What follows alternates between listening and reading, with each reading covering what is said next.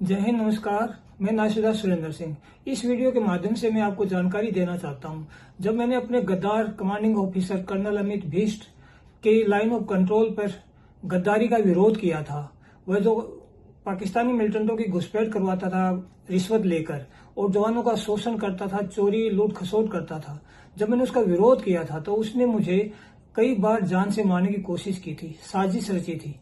तो इसमें मेरी यूनिट के जवानों ने मेरी क्या मदद करी थी, किस प्रकार मेरी यूनिट के कई जवानों ने अपनी नौकरी तक दांव पे लगा दी थी और बाकी जवानों ने मुझे किस प्रकार हर चीज जो डॉक्यूमेंट मुझे प्रोवाइड करने पड़ेंगे, जो मैं आरोप लगा रहा हूं, वो मुझे मुहैया कराए, मेरे घर तक पहुंचाए, बाई डाक भेजे और मुझे फोन पर वो सारी जानकारी दी जो जो ये साजिश करता था, जो जो मेरे लिए करने की कोशिश करता था। जिस कारण मैं आज आपके सामने जिंदा खड़ा हूं और आप अपनी लड़ाई को आगे बढ़ाने के लिए मैं अभी कोशिश कर रहा हूं। तो मैं आपको ये कहानी बताता हूं कि ये कैसे कैसे मेरे जवानों ने मेरे को सपोर्ट किया। तो जैसा कि जब मैंने इस गद्दार की विरोध किया था और मैंने इसके लिए बहुत कंप्लेंट्स की थी, थल सेना अध्यक्ष को भेजी थी, लेकिन वहां से जब कोई कार्रवाई नहीं हुई थी और इसने मुझे बार बार ट्रांसफर ऑर्डर करके इधर उधर भगा रहा था, क्योंकि वहां मैं रहूंगा तो ये कुछ कर ही नहीं सकता था। तो फिर मैं दिल्ली हाई कोर्ट में इसके अगेंस्ट केस डाल दिया था। जैसे ही केस डाला, दिल्ली हाई कोर्ट ने बहुत सख्त डिसीजन लेते हुए सिर्फ 3 वीक में मेरे आरोपों पर डिसीजन लेने के लिए डिपार्टमेंट को कह दिया था। तो यह आदेश आते ही तो इसके होश उड़ गए थे कि अभी तो फंसना तय है। इसने फिर अगली साजिश रची, इसने मुझे बंदी बनवा दिया। मैं दिल्ली आर्मी हेडक्वार्टर में गया था माननीय थल सेना अध्यक्ष से मिलने के लिए। वहां के एक बड़े अधिकारी ने मुझे ऑर्डर दिया कि आपको 20 माह दिल्ली में ही हमारी पोस्टेड थी पालम के अंदर, मुझे वहां भेज दिया गया कि आपकी कोर्ट ऑफ इंक्वायरी यहाँ होगी, जो आप इस गद्दार पर, चोर पर जो आरोप लगा रहे हैं, अगर आपके वो जो भी जैसे मिलेंगे ऐसे कार्रवाई होगी। तो मुझे वहां अटैच कर लिया गया था। तो यह ऑर्डर आते ही कर्नल भीष्ट और ज्यादा डर गया कि वहां तो अभी आर्मी हेडक्वार्टर का ऑर्डर हो गया और दिल्ली में इंक्वायरी होगी तो सब कुछ शुरू हो जाएगा। इसने फिर जो इसकी मदद करने वाले बड़े अधिकारी थे उनसे सेटिंग करके मुझे वहां से बंदी बनवाकर बोला कि आपको यूनिट में जाना है, जो गद्दार चोर अधिकारी है उसी के अंडर में वही इंक्वायरी करेगा। यानी इसने वो सारा मामला अपने लिए सेट कर लिया। मुझे वहां, आप समझ सकते हैं कमान अधिकारी के पास जे&के के अंदर कितनी पावर होती है, और मैं इसका विरोध एक घूस लेके घुसपैठ करवाने का मिलिटेंटों का, यानी ये आरोप सत्य होते ही तो इसको तो फांसी की सजा होनी थी।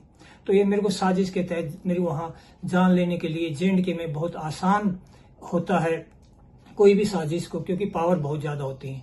तो इसलिए इसने मुझे वहां के लिए 2 जवानों के हाथों, जिस यूनिट में मुझे अटैच किया था वहां पे सेटिंग करके और आर्मी हेडक्वार्टर को धोखा देते हुए मुझे वहां से बंदी बनवा के इसको जे&के में लेके आओ।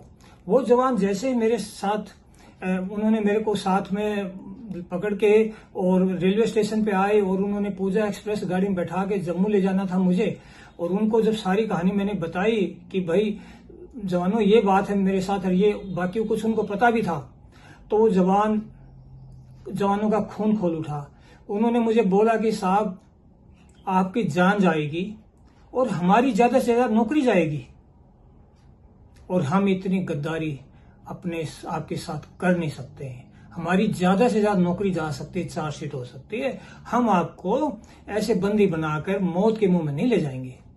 तो मैंने उनको बोला, देख लेना भाई, आपको बहुत कष्ट हो जाएगा, मैं आपके दोषी नहीं बनना चाहता हूं, आपका परिवार बहुत परेशान होगा, आपका कुछ नुकसान होगा। तो उन्होंने बिल्कुल सिरे से खारिज कर दिया और उन्होंने मेरे साथ, उनको ऑर्डर था मुझे मेंढर जम्मू कश्मीर में कमांडिंग ऑफिसर के हाथ में सौंप के आना। उन्होंने मेरा घर करनाल में था, दिल्ली से पूजा एक्सप्रेस में बैठाया और रात को 12 बजे करनाल में गाड़ी पहुंची। वहां से मुझे मेरे घर छोड़कर और बोले कि साहब आप अपनी कानूनी लड़ाई लड़िए, उस गद्दार के हाथों में नहीं फंसना है और हमारा आपको चिंता नहीं करना है। और वो वापस अपनी यूनिट में गए। 20 महार जो दिल्ली में थी और वहां जाके उनको इतना प्रताड़ित किया गया, उनके आगे के प्रमोशन नहीं हुए, उनको बहुत परेशान किया गया। आज वो फौज से बाहर, फौज को छोड़कर आ चुके हैं, लेकिन उनका कानूनन कोई सजा नहीं दे पाए, क्योंकि वो आधिकारिक तौर पर नहीं भेजे गए थे, वो कर्नल भीष्म के लाइसेंस से भेजे गए थे। तो एक तो इन जवानों ने मेरी जान बचाई, सबसे पहला तो इनका रोल यहाँ रहा। फिर मैं कर्नल भीष्म की मैं रिपोर्ट कर रहा था, तो वहां पर जैसे मैं फिर 25 ड्यू हेडक्वार्टर गया था, तो वहां पर मुझे प्रेशर बना था कि आप लड़ाई छोड़ दो, आपको अच्छी पोस्टिंग देंगे, वो देंगे। जब मैंने मना किया तो इन्होंने हॉस्पिटल में डाल दिया था, तो मुझे जबरदस्ती ड्रग्स वगैरह दी गई, सब कुछ हुआ। तो फिर मुझे 1 साल हॉस्पिटल में रखा था जब, और मैं 2 मई तक हॉस्पिटल में था, 2 मई 2016 तक। तो मेरी यूनिट के 3 जवान मुझे बंदी बना के रखते थे, क्योंकि वो ऑर्डर के गुलाम थे बेचारे। वैसे तो मेरे लिए कोई भगवान मानते थे, मेरे को इतना प्यार करते थे, और मुझे इतना एक एक डॉक्यूमेंट की कॉपी कर करके मेरे घर पहुंचाते थे। तो मैंने फिर उनको ऑर्डर हुआ कि अभी सुरेंद्र को 2 मई 2016 को मिलिट्री हॉस्पिटल से निकाल के कि फर्स्ट महार यूनिट उस कमांडिंग ऑफिसर के पास ही जाना है। उसने ऑर्डर दिया कि कोई बहुत इंपॉर्टेंट इंक्वायरी है, सुरेंद्र को लेके आओ।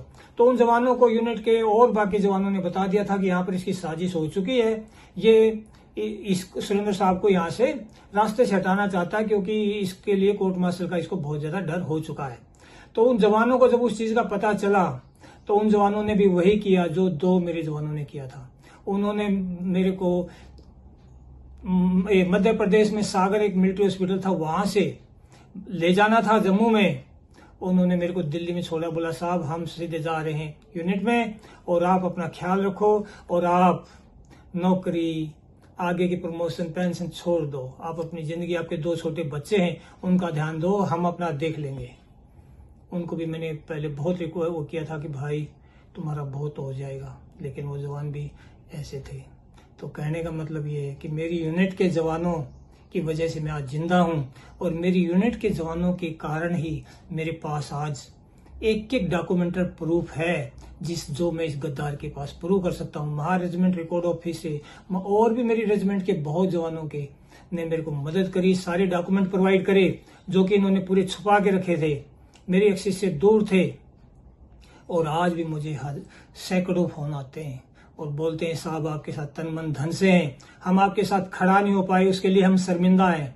और बेचारे वो, अगर वो मेरे खड़े होते तो वहां पर एक म्यूटनी का एक आर्मी में जो ये कानून बना रखा है, अगर कोई जवान की दूसरे जवान की मदद में आएगा तो उसका भी कोर्ट मार्शल कर दिया जाता। उस कारण वो मेरे जवान नहीं आए, लेकिन मेरे 5-6 तो जवानों ने अपनी बिल्कुल डायरेक्टली अपनी सर्विस दाव पर लगाई थी। और इसी मैं आपको इस वीडियो में यही जानकारी देना चाहता हूं कि इस गद्दार ने मुझे मेरी कई बार जान लेने की कोशिश की। ये तो 2 तो एक बहुत मेन है, और भी बहुत ज्यादा है, जिसने मिलिट्री हॉस्पिटल में कैसे कैसे मेरे को ड्रग्स के इंजेक्शन दिलवा के सुसाइड करने के लिए मजबूर कर दिया था। लेकिन ऊपर भगवान है, और भगवान जैसे मेरी यूनिट के जवान हैं, इस वजह से मैं जिंदा हूं, और मैं एक कानूनी लड़ाई लड़ पाऊंगा। आप सभी का सहयोग मुझे मिलेगा, क्योंकि मैं सच पे हूं। और अगर मैं झूठा हूंगा तो मैं आप सभी को ये प्रॉमिस बार बार करता रहूंगा कि मैं फांसी के फंदे को अपने गले में आपके सामने टांग के अपनी जान दे दूंगा। मैं सच्चा हूं, आपसे मैं उम्मीद करता हूं कि आप यही प्रेशर बनाएं कि इन्वेस्टिगेशन तो करिए, सजा है तो मुझे सजा दे दीजिए। और ये डिपार्टमेंट नहीं कर रहा है, क्योंकि डिपार्टमेंट को पता है कि मैं सच बोल रहा हूं। जय हिंद, नमस्कार।